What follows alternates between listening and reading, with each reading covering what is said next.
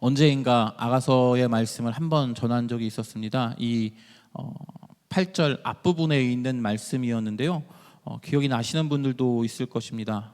내가 비록 거무나 아름답다라는 말씀이 이 1장 5절에 기록되어져 있었는데 하나님이 보실 때 우리 모습이 그러하다라고 말씀을 드렸습니다. 얼굴이 검은 여인일지라도 하나님이 보실 때에는 그 여인의 모습이 아름다웠던 것이죠. 얼마나 하나님께서 그 아가서의 말씀을 통해서 살펴보면 남자가 여인에게 너는 아름답다, 너는 아름답다, 너는 아름답다라고 계속 이야기했기 때문에 여인 스스로가 그래 나는 아름다워, 나는 얼굴이 검지만 나는 아름다워라고 말할 정도로 여인은 자기 자신에 대하여서 정말로 나는 성경에 있는 이사야서의 표현대로 하면 나는 정말로 보배롭고 존귀한 사람이야 라고 말할 수 있을 정도로 그 남자의 이야기를 통해서 여인의 아름다움에 대한 자부심이 높아졌다라는 말씀을 드렸습니다. 그리고 하나님께서 우리를 보실 때의 모습도 그러하다라고 말씀을 드렸습니다. 내가 비록 검으나 아름답다라는 표현을 통해서 그때는 저는 오랜 시간 동안 결혼을 못한 상태였죠.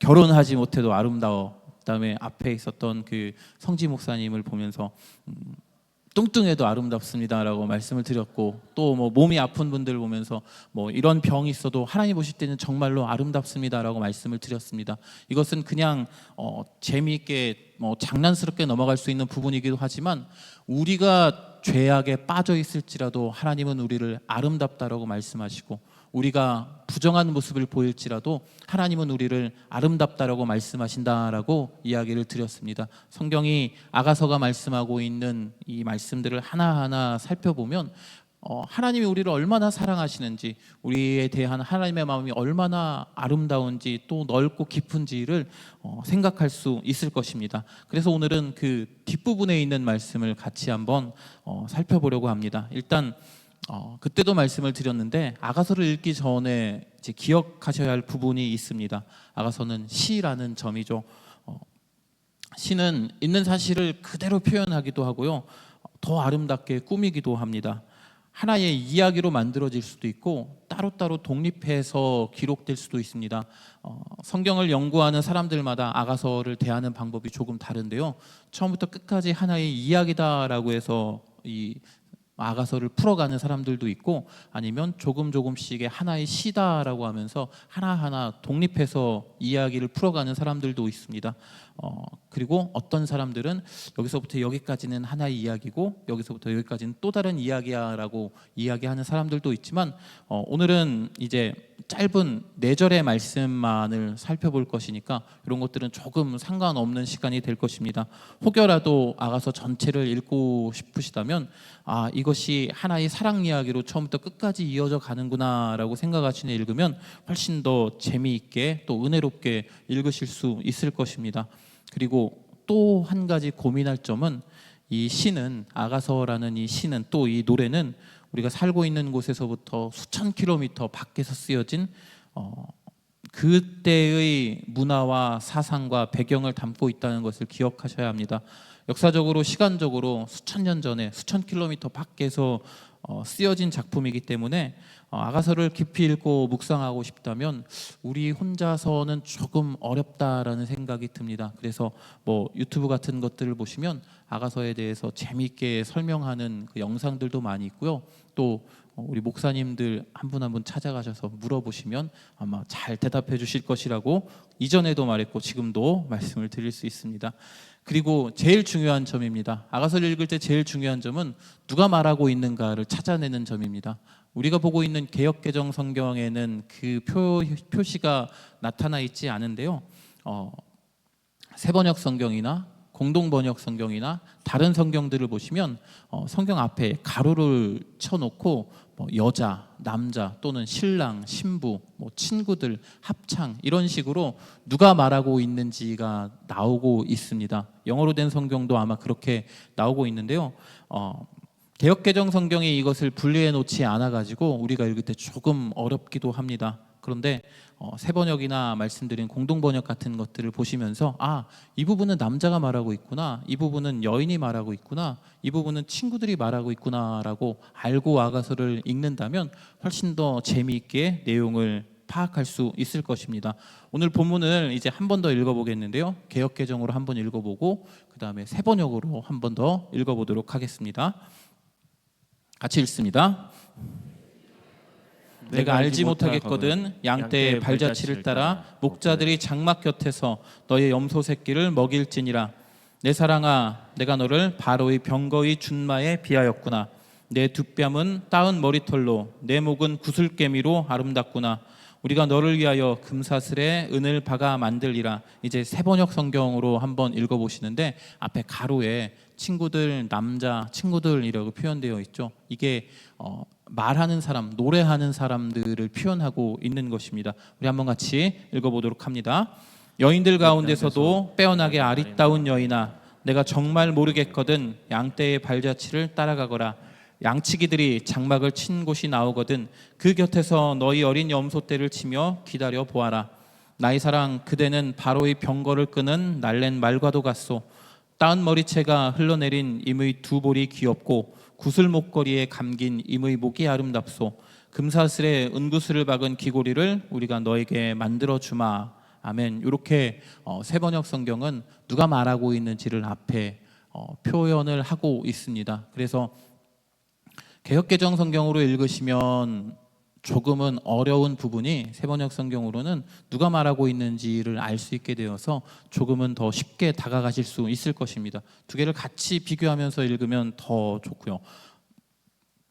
그래서 아가서 자체가 가지고 있는 배경이 남자와 여자 간의 사랑이기 때문에 개역개정 성경은 매우 점잖은 느낌으로 기록하고 있고요. 세번역 성경은 조금 덜 점잖은 느낌으로 기록을 하고 있습니다.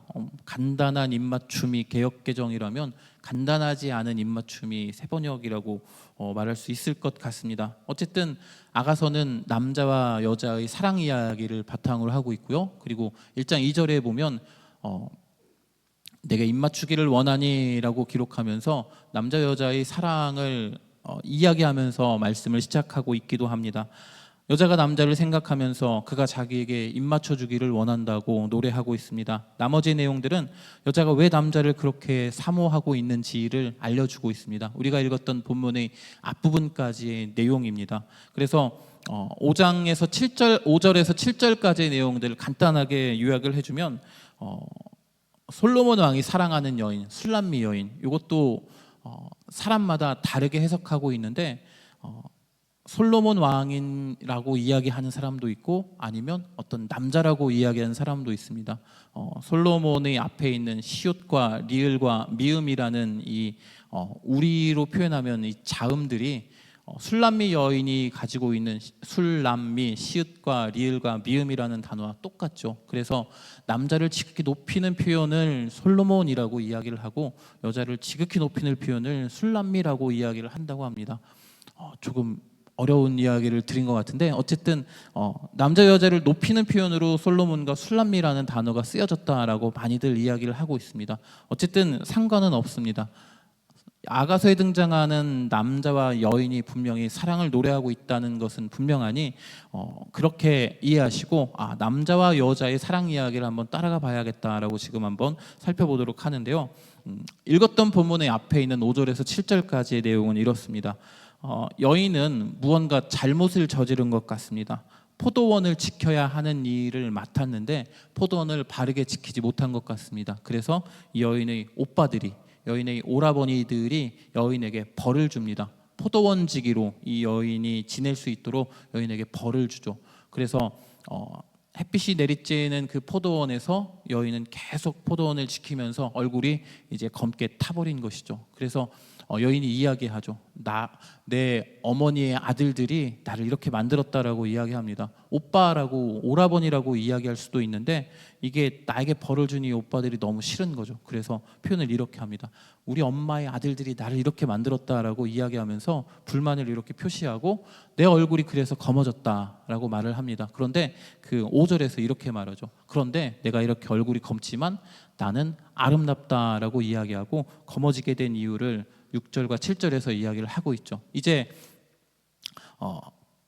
그렇게 여인이 나는 검으나 아름답다라고 말할 수 있었던 이유는 아까도 말씀드렸듯이 남자가 여인에게 계속해서 너는 아름다워, 너는 아름다워, 너는 아름다워라고 이야기했기 때문입니다. 그래서 8절에서 11절까지의 말씀은 남자가 어떻게 여인에게 너는 아름다워, 너는 아름다워, 너는 아름다워라고 이야기했는지에 대한 내용들을 소개하고 있습니다. 그리고 중간에 있는 7절의 말씀을 우리 한번 같이 읽어볼 건데요. 7절에서 여인이 어떻게 남자를 부르고 있는지, 어떻게 남자에게 가고 싶어 하는지를 읽어보도록 하겠습니다. 같이 말씀을 읽습니다. 내 마음으로 사랑하는 자야, 내 양을 치는 곳과 정오에 쉬게 하는 곳을 내게 말하라. 내가 내 친구의 양떼 곁에 서서 어찌 얼굴을 가린 자 같이 되랴. 본문의 바로 앞에 있는 말씀인데요. 일단 여인은 남자에게 이렇게 이야기합니다. 내 마음으로 사랑하는 자여라고 말을 하고 있고, 그러면서 남자가 양을 치는 곳과 정오에 쉬는 곳을 알려달라고 요청합니다. 남자와 함께 있고 싶은데 남자가 어디 있는지를 모르니까 당신은 어디 있습니까? 당신은 어디에서 쉬십니까? 지금 물어보고 있는 것이죠. 그런데 남자가 말해주지 않는다면 내가 이렇게 할 거야 라고 지금 으름장을 놓는 그런 표현들입니다.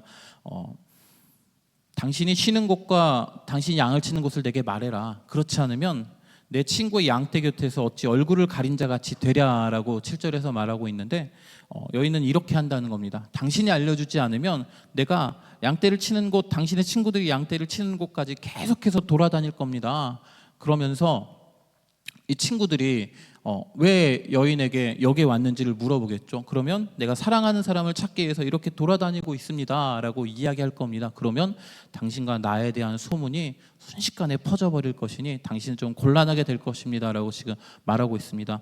얼굴을 가린 자라는 표현은 보통 결혼식 전날 밤에 신부가 얼굴을 가리는 표현인데, 사랑하는 내 남자를 찾기 위해서 여자가 이렇게 돌아다니면서 당신과 나의 관계가 다 탄로나 버릴 수도 있으니 당신 빨리 당신이 양을 치는 곳, 당신이 쉬는 곳을 나에게 이야기해 주어야 합니다라고 말하고 있는 그런 상황입니다.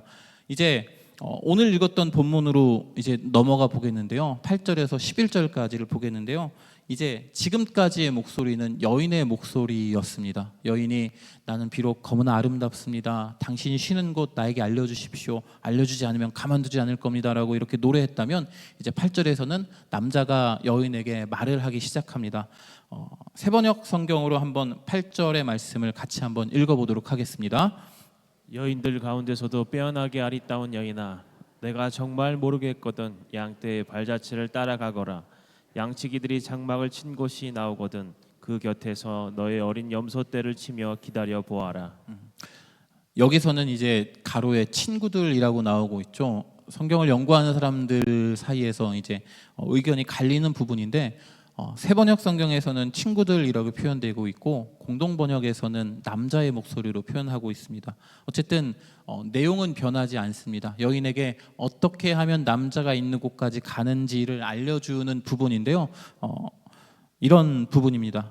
지금까지는 여성의 목소리가 계속해서 나왔는데 이제 남자의 목소리가 8절부터 등장한다고 볼 수 있습니다. 우리는 8절부터 11절까지를 남자가 말하는 것으로 생각하고 말씀을 읽어보려고 합니다. 아가서 전체에는 여인의 목소리가 절반 이상이 등장하고 있고요. 남자의 목소리가 한 40% 정도 나온다고 합니다. 그리고 나머지는 친구들의 목소리가 등장하고 있습니다. 여성의 목소리가 이렇게 성경에 더 많이 나온다는 것은 당시 사회에서는 조금 신기한 일, 이례적인 일이라고 볼 수 있습니다. 우리가 가지고 있는 성경이 그런 모습들이 되게 많은데요. 조금 다른 이야기이긴 하지만 여인들의 이름을 중심으로 해서 성경이 기록되어진 성경들이 있죠. 뭐 에스더 또는 룻기 같은 것들이 바로 여인들이 주인공이 되는 것인데, 당시의 생각으로는, 당시 사람들의 생각으로는 무슨 여인이 주인공이 되어서 성경이 쓰여져라고 할 정도로 상당히 이례적인 일이고, 성경은 남자와 여자에 대한 그 균형이라고 할까요? 이것에 대해서 지금과 크게 다르지 않은 시선으로 기록하고 있는 듯 보입니다. 어쨌든 이제 8절에 있는 말씀을 같이 한번 보겠는데요. 남자가 여자의 질문에 대답을 하고 있는 장면입니다. 양떼의 발자취를 따라서 목자들이 장막 곁에서 너희 염소를 먹이라라고 남자가 대답을 합니다. 이 당시 사회에서는 최선의 방법으로 여인에게 자신이 있는 곳을 말해줄 수 있는 방법이 이것이었습니다. 전화기도 없고 또 뭐 어떻게 연락할 방법도 없으니 그냥 양떼의 발자취를 따라서 내가 있는 곳까지 오시면 됩니다라고 말하는 게 나를 만날 수 있는 아주 최선의 방법이었습니다. 그래서 남자는 여인에게 양떼의 발자취를 따라가거라. 그리고 더하여서 양치기들이 장막이 있는 곳에 나오거든 그곳에서 네가 기르고 있는 염소떼도 같이 그곳에서 염소떼를 치면서 같이 기다려 보아라. 같이 그곳에서 함께 있자라고 이야기를 하고 있습니다. 여인의 염소떼를 끌고 와서 자신의 양떼 곁에서 먹이라는 것이죠. 염소떼는 양떼는 염소떼는 두 사람의 만남을 가려주는 역할을 하게 됩니다. 누군가 묻는다면 여인과 남자는 자신의 역할을 충분히 열심히 수행하고 있는 것처럼 보이겠죠. 양을 먹이고 있고 염소를 먹이고 있고 그리고 그것으로 가려진 곳에서 남자와 여자는 이제 오붓하게 만남을 갖게 될 것입니다.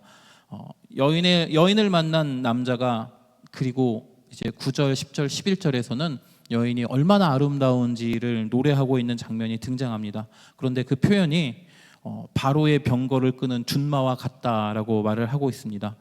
지금의 관점에서 보면 이 남자는 도대체 뭘까? 여인의 아름다움을 표현하는데 이거밖에 없나? 너는 말과 같아. 너는 잘 달리는 말과 같아라고 표현하고 있는데 그것도 이제 히브리 말을 보면은 이 명사에 단어에 남자인지 여자인지가 기록되어져 있거든요. 준마라는 표현은 여성을 뜻하는 단어로 기록되어져 있습니다. 그러니까는 당신은 아름다운 암말 같습니다라고 지금 남자는 이야기하고 있습니다. 우리 9절과 10절의 말씀을 같이 한번 읽어보도록 하겠습니다. 나의 자랑 그대는 바로의 병거를 끄는 날렘 말과도 같소. 따은 머리채가 흘러내린 임의 두 볼이 귀엽고 구슬 목걸이 감긴 임의 목이 아름답소. 여기서는 이제 이집트의 파라오, 이집트의 바로가 탄 말을 여인의 아름다움에 비유하고 있는데요. 이집트라는 당시 세계에서 가장 강한 국가의 왕이 타고 있는 말은 그 나라에서 가장 좋은 말일 수밖에 없겠죠. 그리고 그 말이 암말이라는 것은 수많은 순말들을 이제 물리치고 가장 좋은 말로 올라간 말을 뜻하는 것일 것입니다. 그래서 여인의 아름다움만을 표현하는 것에서 그치는 것이 아니라 여인이 가지고 있는 다른 외모뿐만이 아닌 다른 모든 부분들이 다 아름답다라고 표현하기 위해서 이런 표현을 쓴 것 같습니다. 그리고 암말이 병거를 이제 끌 때에는 파라오의 말이 암말일 때에는 조금 특별한 임무를 갖는다라고 합니다. 전쟁에서 이 암말이 갖는 임무는 병거를 끄는 이 준마 말들을 성적으로 유혹하는 역할을 하기도 한다고 합니다. 사진을 한번 보여주시면 이 사진에 있는 저 말이 아마 바로의 병거를 끄는 준마라는 그러한 말과 제일 어울리는 말일 것입니다. 네, 감사합니다. 그래서 그 이집트의 전쟁 이야기 중에 어떤 것을 보면 가데스 전투라는 전투에서 다른 나라의 왕들이 암말을 풀어 놓아 가지고 이제 이집트 병사들의 말을 혼란스럽게 했을 때 이집트의 그 바로가 화살로 그 암말들을 다 쏘아 죽여가지고 전쟁에 승리할 수 있었다라는 이야기도 전해지고 있습니다. 어쨌든 바로의 병거를 끄는 준마와 같이 아름답습니다라는 표현 자체는 지금의 시선으로 보면 조금 무리수가 있을 수도 있겠지만 당시의 관점으로 보면 여인은 정말로 아름답습니다. 당신은 아름다울 뿐만 아니라 날래기도 하고 당신이 가지고 있는 모든 부분이 정말로 아름답습니다라는 표현으로 볼 수 있을 것 같습니다. 그리고 남자의 여인에 대한 찬양은 이제 자연스럽게 귀걸이와 목걸이로 치장한 여인의 아름다움으로 넘어갑니다. 귀걸이와 보석이라는 것은 여인의 아름다움을 향상시키죠. 그런데 이것은 존재하지 않는 아름다움을 이끌어내는 것이 아니라 원래 가지고 있는 그 바람직한 모습을 더욱 아름답게 만드는 역할을 한다고 합니다. 이 모습도 한번 그림을 통해서 보시는데 많이 보셨을 장면일 겁니다. 이집트 여인들의 모습인데요. 귀에 있는 커다란 귀걸이 그리고 목에 꿰고 있는 구슬개미라고 하는 것들도 확인할 수 있을 것입니다. 이러한 모습을 보면서 남자는 됐습니다. 이런 모습을 보면서 남자는 여인의 아름다움을 찬양하고 있습니다. 그리고 11절의 말씀을 마지막으로 같이 한번 읽어보도록 하겠습니다. 우리가 너를 위하여 금 사슬에 은을 박아 만들이라.